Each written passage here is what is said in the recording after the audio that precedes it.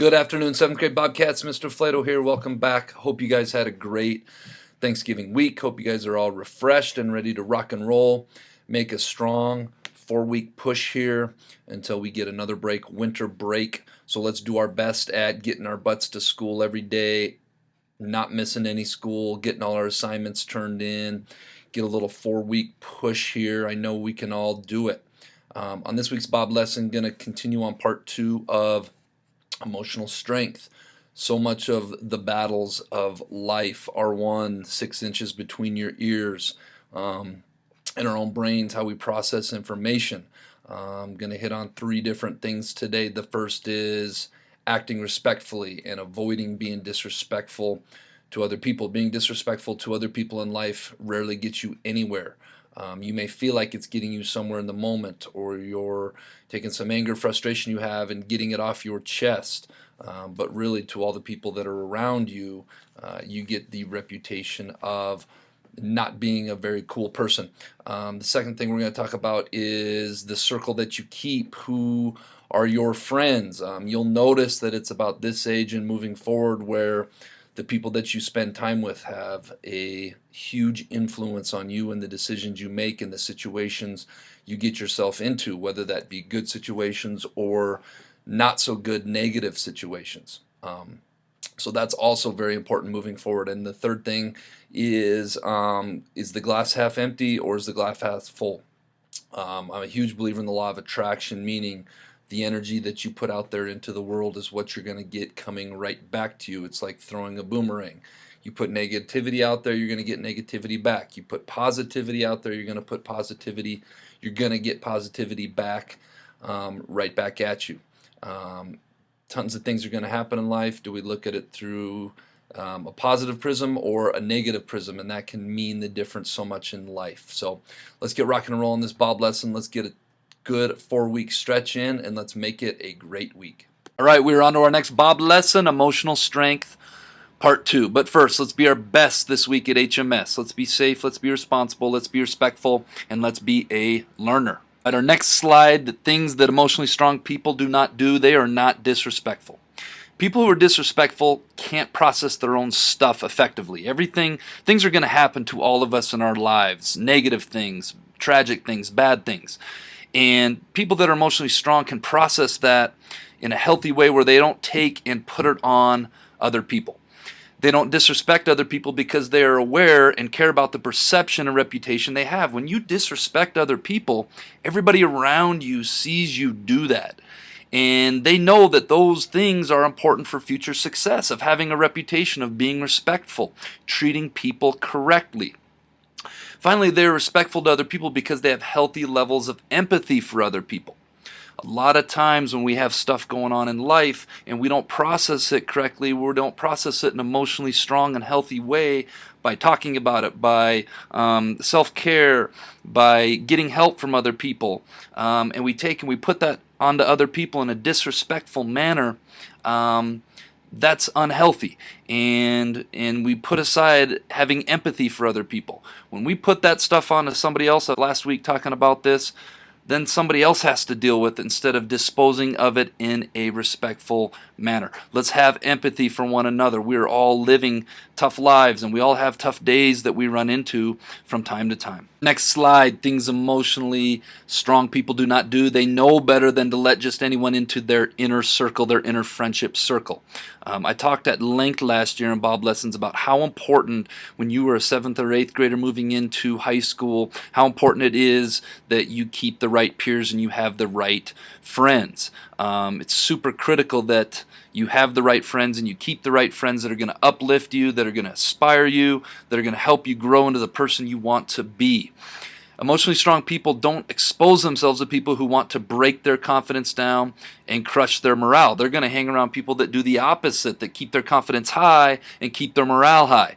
They don't spend time with people who aren't on the same drive and mission as they are. If you can think about that picture I had with the Lions last year, the Lion Pride that said surround yourself with people on the same mission as you. It's going to help you hold you accountable to getting where you want to go. A lot of people in the world are lost, don't have goals or standards of their own they want to hold themselves to. And they are more than willing to take on company of other people that want to get in trouble as well. Think about sometimes in your classroom when we have students who are off task. You can either be part of the fix, or you can be part of the problem. So emotionally strong people take a look around at their inner circle of friends and who they spend most time with. They say that you become like the 5 people you spend the most time with. What are those 5 people doing in your life? Something to think about.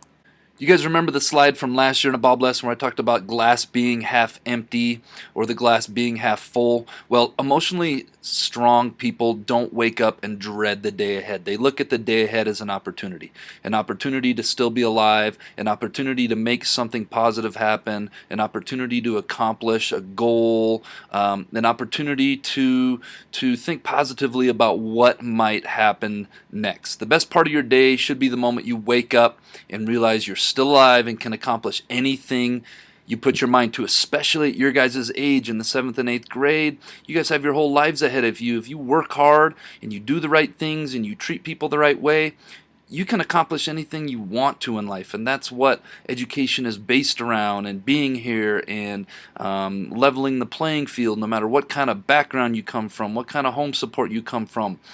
Through education, you can do anything you want to do. Emotionally strong people always see the glass being half full. What's going to happen next is going to be something positive. What's going to happen next is going to be a break in the right direction. What's going to happen next is going to be something good. My final slide in emotional strength, part 2, is emotionally strong people don't feel the need to fit in. And I think I hit a little bit on this last week when I talked about being their own person.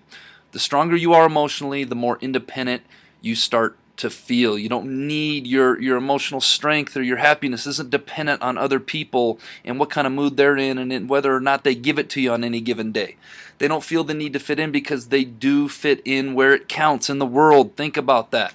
Emotionally strong people know they fit in this vast world of diversity. They don't need to be anybody other than exactly who they are, and that is such an amazing place to get to someday in life. That's a really tough place to get to in middle school and moving into high school, but that should always be a goal, is to get to a place where you don't need to answer to anybody. You are exactly who you are. Now, being able to look in the mirror and be okay with that is another thing. Wanting to fit in really says I'm afraid to not be myself.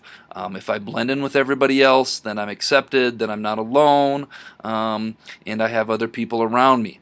They have security and self-esteem from within. That security and self-esteem doesn't come from validation from other people, or from a boyfriend or a girlfriend or a friend, or wherever we get it, a best friend, or Instagram likes, or Facebook likes, or ads, or Twitter retweets, or whatever it is you guys do, or Snapchat friends. They have security and self-esteem from within and aren't looking to seek it from outsiders, and that is a very powerful and strong place if we can get to that place in life. And it doesn't happen overnight. It takes time, it takes work, it takes looking in the mirror, it takes doing your best every day, and ultimately loving yourself exactly who you are and how you are.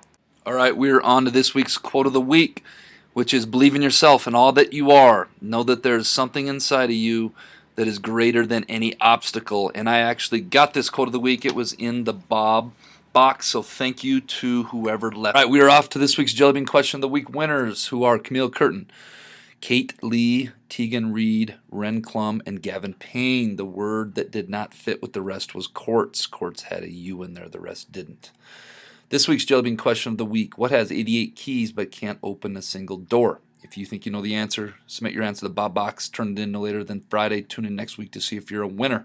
All right, Bobcats, let's go make it a great week.